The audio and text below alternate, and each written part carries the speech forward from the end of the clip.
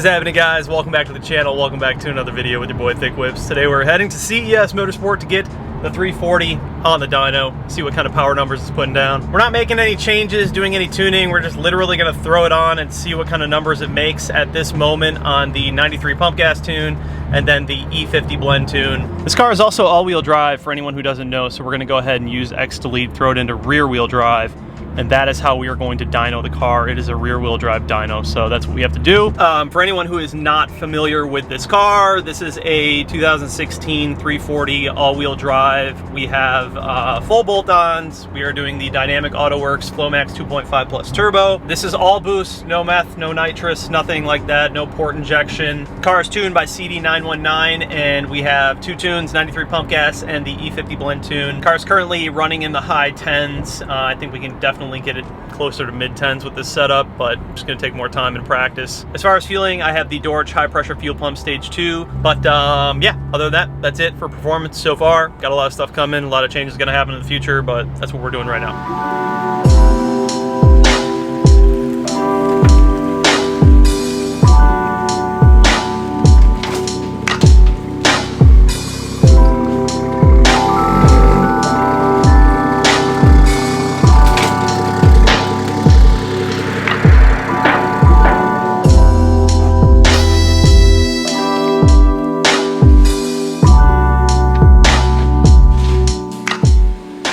Gonna go ahead and throw this thing into rear wheel drive mode.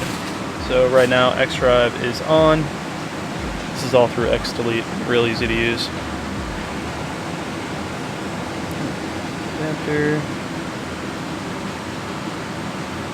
Success. We are officially in rear wheel drive mode. Alright, so we are all set up. I'm gonna do a little rollout here on the dyno. This is going to be the 93 octane pass. We'll probably do 2, I would say 3 at most. Get those numbers and then move on to E50. You guys can see the new coupler that we put on. That is the HPS coupler, way, way better. You can actually see the nib right here and right here. The 3-inch didn't even go over that, so that was really what the problem that we were having. I don't think the T-clamps are really gonna make a difference, but I will throw them on when I get them. Today's stand will in fact be my old B58 motor. She's just in the right place. As you guys know, with this whole motor situation, I am gonna be bringing you answers and a full video of the teardown on this motor. Just waiting on a few things, but it is going to happen. I know a lot of people are wondering about that, and trust me, there's a reason I'm waiting. You'll find out, but it all makes sense down the road.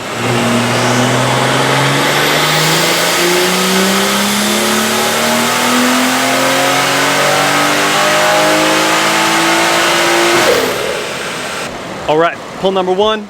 Also, that turbo sounds wild. I know y'all heard that. Sounds crazy.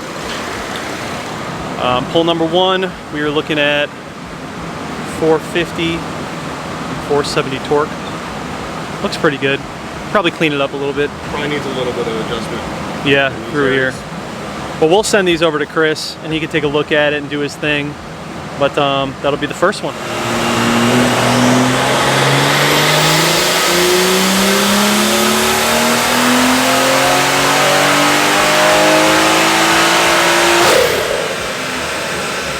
All right, take a look at the second one here. Looks like we got second pass was 464 and 472, so we picked up a little bit. So we'll let this do a little bit of a cool down for 5 minutes or so, and then we'll do one more pass on the 93, and those will be the 93 numbers, and then we'll move on to the E50.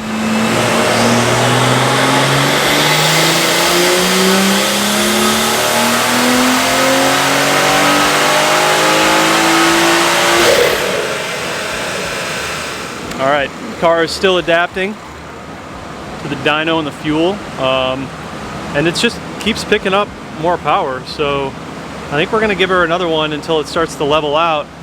I did just put in the 93 octane. I've been running E50 on this car for the past 2 weeks, so I think that we're gonna just maybe give it another run, maybe another 2 runs, and kind of see where we can land with it. But yeah, it looks good.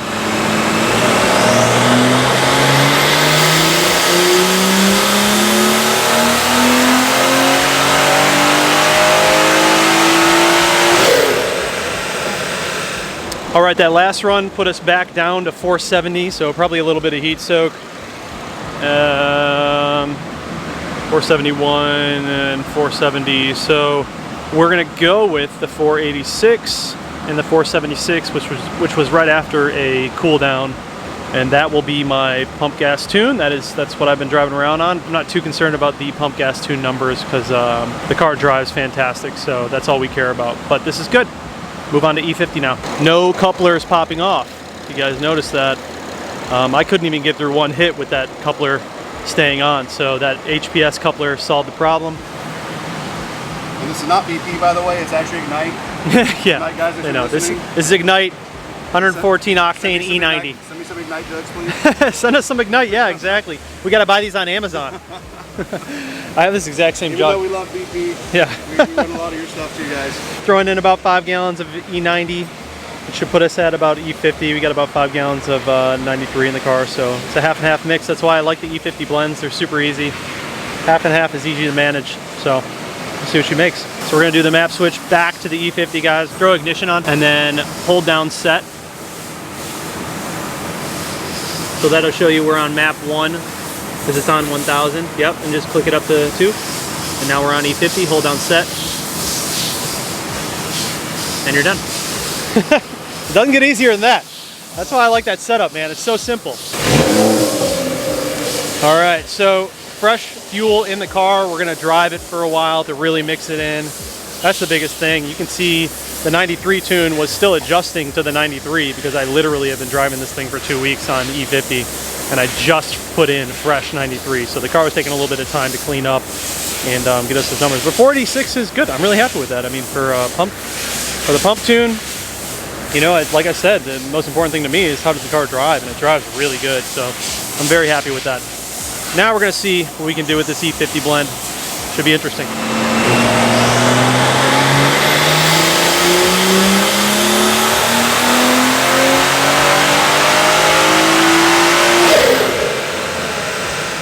Fuels are still mixing in. We'll see where the first pass put us at.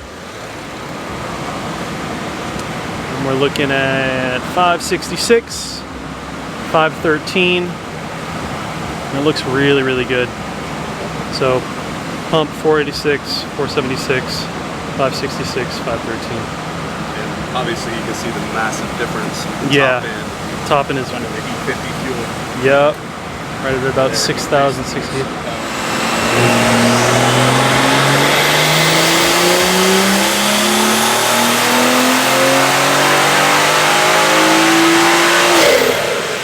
So the story gets interesting, of course, as it always does with tuning and dynoing cars. We did, what, 3 or 4 pulls on the dyno with the previous episode. As you guys know, this is the E50 tune, and we were running into torque limitation issues with the MHD map switching setup. Right. That's what MHD was telling us. So we could actually see in the log, I'll throw it up right here, when the torque limitation was happening, and it was happening right away, right? Oh yeah, instantly, as soon as you drop the throttle. The power numbers that we were seeing consistently were 560 and 491 on E50, which we knew was a little bit light, but we just assumed that was the case until we saw the logs with the limitation issues. We got a fix from MHD. Now, mind you, I've been running this car on the street with both pump and E50, and those 10.9 times that you saw, the 7.9, 60 to 130 times that you saw, all with the torque limitation issues. We just got the fixed file back from MHD that fixed, I guess, the table. That's what they said. It was like the table of the torque limitation that removed that. And we'll show you what we have now. It's a much different story. A little bit. So if you guys look at 561, 491, that is what I have been driving on the street. That is what my 10.9 was, my 7.6 was on the E50 tune. If you look at this one, 615, 581.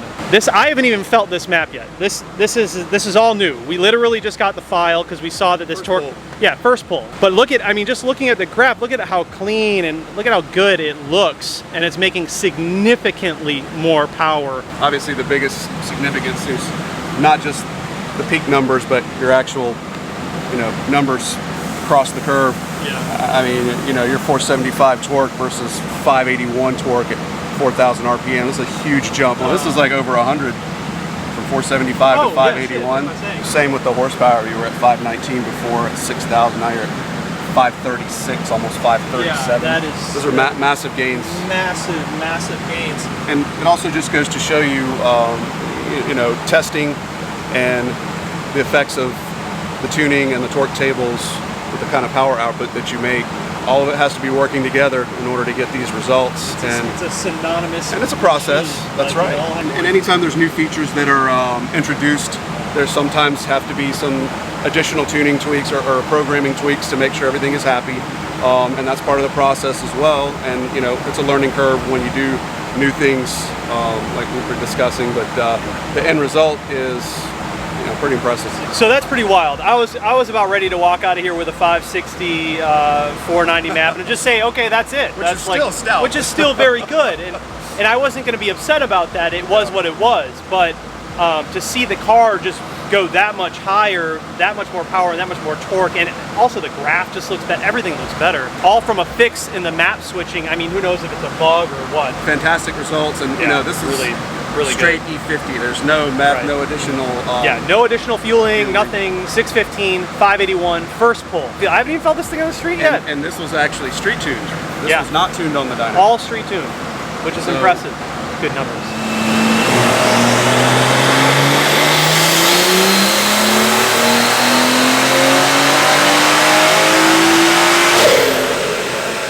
Just keeps climbing, boys and girls.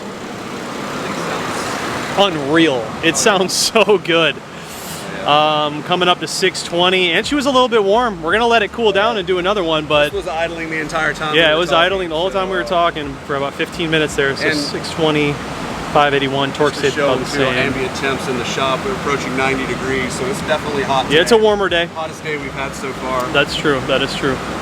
This is looking good. So we're gonna let her cool down, and then we're gonna give her one more. All the numbers that you guys saw from the pump runs, that limitation issue was happening with those runs. So it would be safe to assume that our the pump gas tune is probably making quite a bit more than what you guys saw. Not that it really matters, because let's be honest, I don't really drive on the pump gas tune that often, if at all. Once you get a taste of E blend tunes, you don't really go back to the pump. Yeah, you're about 4. Yeah, I was like 470, 486 on the pump gas tune with the limitation issues. So you guys saw the jump that happened with removing those limitation issues in the E-blend. You would assume that removing those issues in the pump gas tune as well would probably get us a significant amount more power though. Looks good. We're gonna let it cool down and do it again.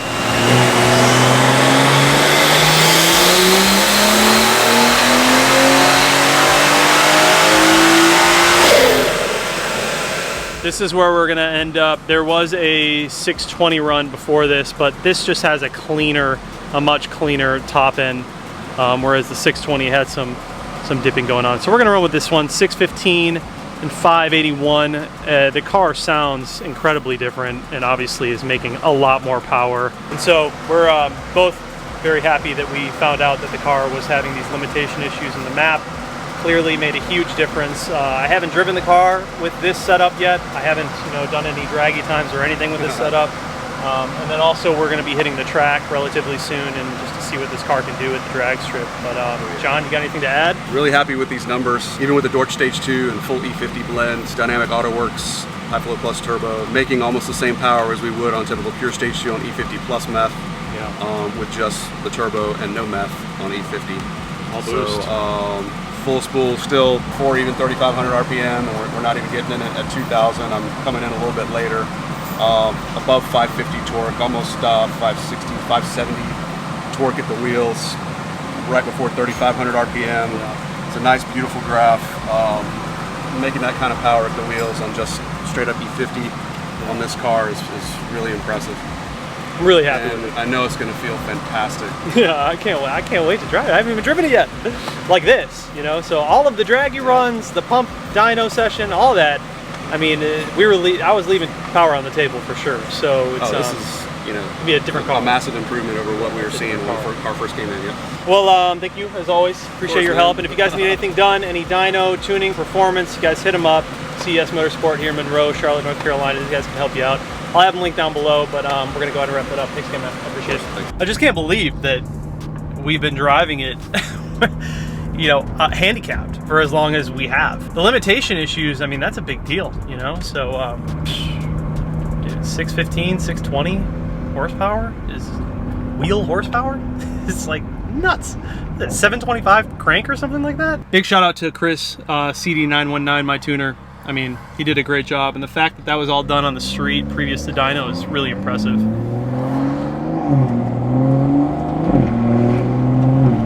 Of course, I decided to leave the dyno at rush hour, so it's nothing but traffic right now. So next up, we're gonna have to redo all of the draggies, pretty much. I think I'll actually go back to the dyno when I run all of this E50 through and get some proper 93 pump gas numbers again, because obviously the ones we're running are not correct. They're definitely low. So now that we removed all of those limitation issues, we should see higher pump numbers as well.